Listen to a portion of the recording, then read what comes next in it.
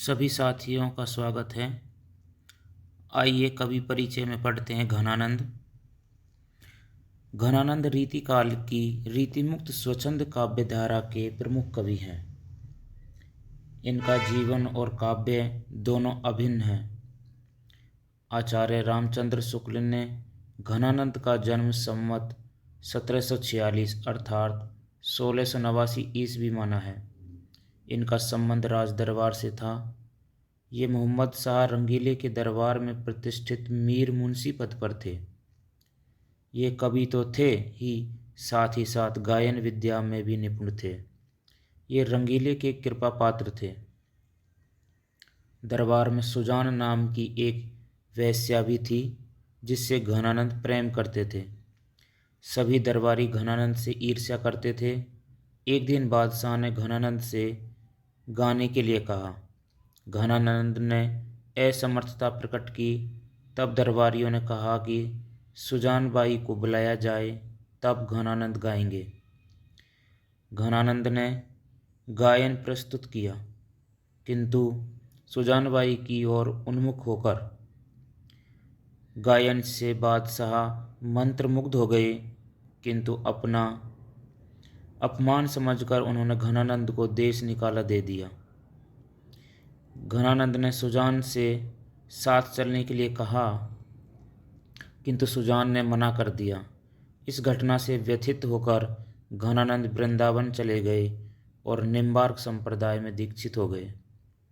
कहा जाता है कि अंत में नादिर शाह के आक्रमण के समय ये मथुरा में मारे गए थे, परंतु बाद के शोधों से यह सिद्ध हुआ कि अहमद शाह के द्वितीय आक्रमण के समय ये मथुरा में मारे गए थे। राय कृष्णदास ने अपनी ग्रंथावली में लिखा है कि घनानंद का महाराज नागरीदास से निकटतम संबंध था। किंवदंती है कि घनानंद जयपुर से मथुरा आ गए और वहीं उन्होंने कत्लेआम देखा और कत्लेआम करने वालों से कहा कि मुझे तलवार के घाव बहुत देर तक दो। इनको ज्यों-ज्यों तलवार के घाव लगाए गए, त्यों-त्यों वह व्रजरज में लौटते रहे। ऐसे देह त्याग किया।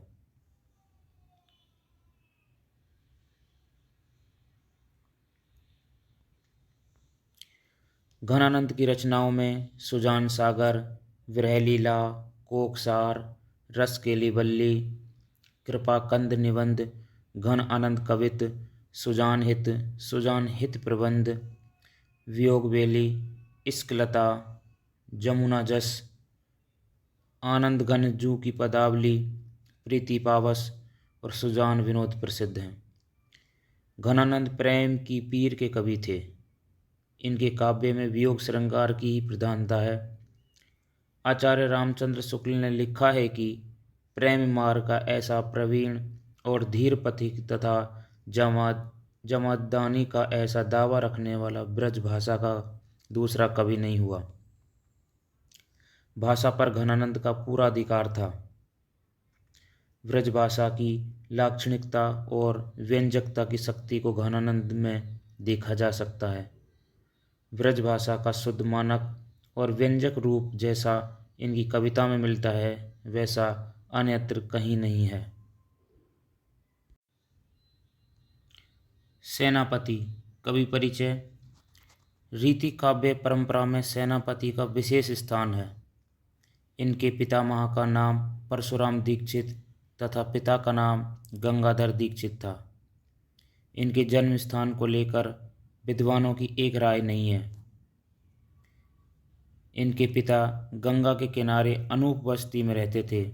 जनश्रुति के अनुसार सेनापति अनूपशहर जिला बुलंदशहर के निवासी थे। सेनापति संस्कृत के प्रकांड पंडित थे। सेनापति की दो रचनाएं मानी जाती हैं, कवित रत्नाकर और काव्य कल्पद्रुम। विद्वानों का मानना है कि ये दोनों एक ही ग्रंथ हैं। कवित रत्नाकर में 5 तरंगें और 394 छंद हैं। श्लेष इनका सर्वाधिक प्रिय अलंकार है।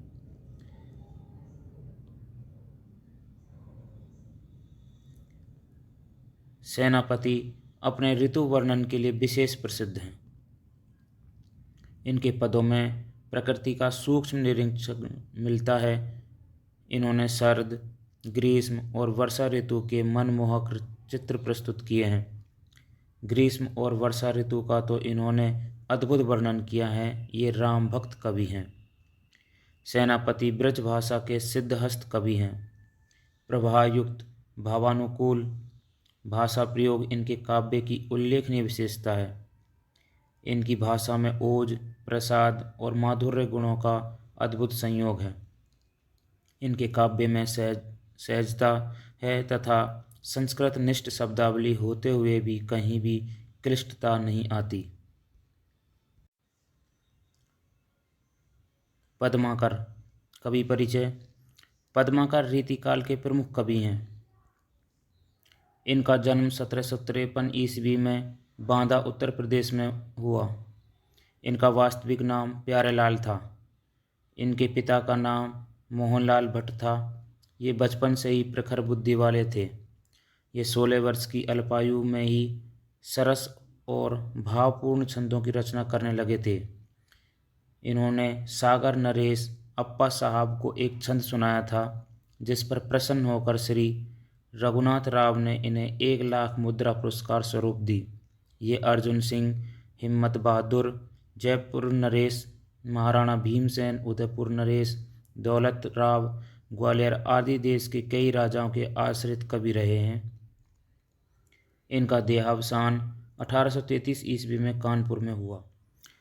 प्रतिभावान होने के साथ साथ ये अत्यंत स्वच्छंद प्रकृति के थे। ये जयपुर के राजसी ठाठ बाट से कई वर्षों तक रहे। वे यात्रा पर पूरे लाव लश्कर के साथ निकलते थे। एक बार एक नरेश को भ्रम हो गया कि कहीं कोई दूसरा नरेश आक्रमण के लिए तो नहीं आ रहा। पद्माकर द्वारा रचित ग्रंथों में हिम्मत बहादुर बिरदावली, पद्माभरण, जगत विनोद, प्रबोध पचीसी, गंगा लहरी, राम रसायन और अलीजा प्रकाश प्रमुख है। पद्माकर की भाषा अत्यंत परिष्कृत है। इसमें कहीं कहीं पर अवधी, ब्रज और बुंदेलखंडी का मिश्रण भी है। इनकी कविताओं में मधुरता है। इनकी रचनाएं हिंदी साहित्य की अमूल्य निधि। पूरी वीडियो देखने के लिए धन्यवाद। इसी प्रकार से कवि परिचय, लेखक परिचय आदि के बारे में जानकारी प्राप्त करने के लिए आप हमारे चैनल को सब्सक्राइब करें। धन्यवाद।